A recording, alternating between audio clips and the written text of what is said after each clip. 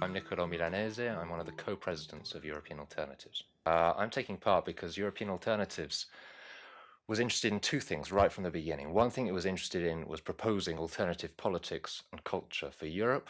The other thing it was interested in was creating a dialogue between European cultures and their alternatives. We understood that the alternatives to European cultures are already somehow inside Europe, and Europe is already somehow already in the world everywhere. Europeans have been everywhere and everybody has been to Europe. So we were interested in the dialogue between Europeans, people who happen to be in Europe, and people outside of Europe. We thought that could be one way of opening up alternatives for all of us. Well, one of the things we've tried to do with European alternatives is to think transnationally, and to think transnationally, first of all, in the European space.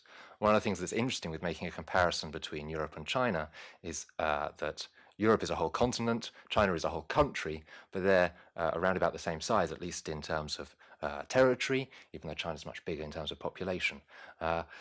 And from that point of view, the comparison between different Chinese cities is of interest to me to see how that compares to comparing different European countries.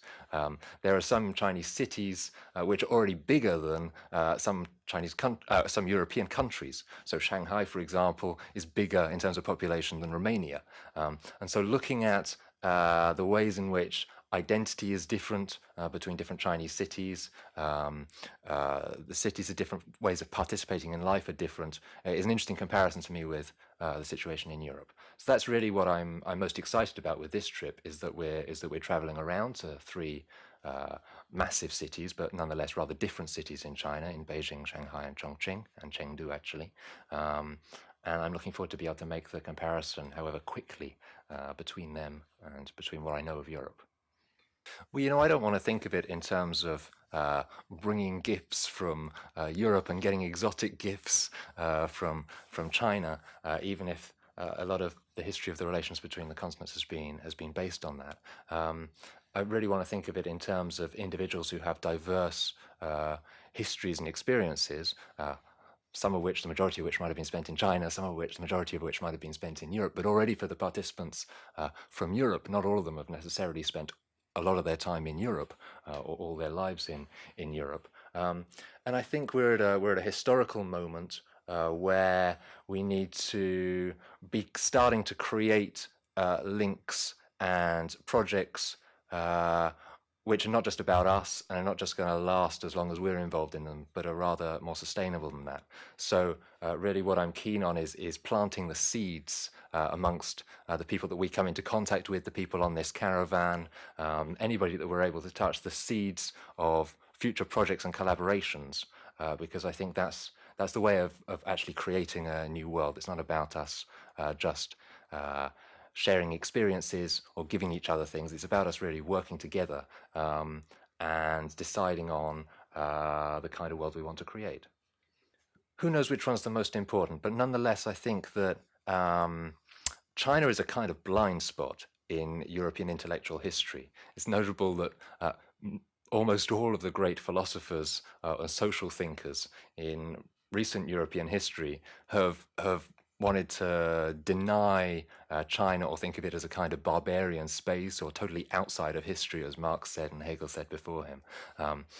There were some perhaps slightly smarter political figures, Napoleon, who said when China wakes up, the whole world's gonna shake. But nonetheless, for the majority of European thinking, the sudden waking of China has come as a kind of not a total surprise, but as something which is very badly understood and a kind of shock. And we see that shock in a populist way in Europe, in the kind of fear, also in America, in the kind of fear that China is causing, but also in a total bafflement amongst the intellectuals and the thinkers as to how China is doing it, how does it work, what's really happening there, and we don't feel like we have the conceptual tools to really understand it. So if we're interested in Europe's othernesses and the potentialities that they open up, I think China's a pretty good place for that, and also because there's little. Obviously there's some, but there's little imperial history of Europe in China. And those parts that there are kind of forgotten about. I mean, the English involvement in Shanghai Boxer Rebellion, the German parts of China and so on, it's not really present in European consciousness. And so there's a kind of attraction towards China at the moment in Europe, and a fascination with its strangeness that we can use. It's an opportunity as well as a risk. Although, China historically has been forgotten by Europe. One important aspect of European history, or if you like, outcome of European history up until the 20th century, manifested itself in Russia and the Communist Revolution. And that has had quite a profound effect on China for obvious reasons. And the interpretation of Marx through Lenin to Mao, and the relation between China and Russia has been completely decisive for recent Chinese history. And I think that's a way in to thinking of reinserting, in a way, China into historical narratives that we tell in the West, even if they're rather uncomfortable historical narratives. We need to be doing it through, or two ways in are through the Communist Revolution, and acknowledging that that's something in a way European, or at least related to Europe, that has ended up here. The other is a reconsideration of the world wars, and in particular the outcome of the Second World War.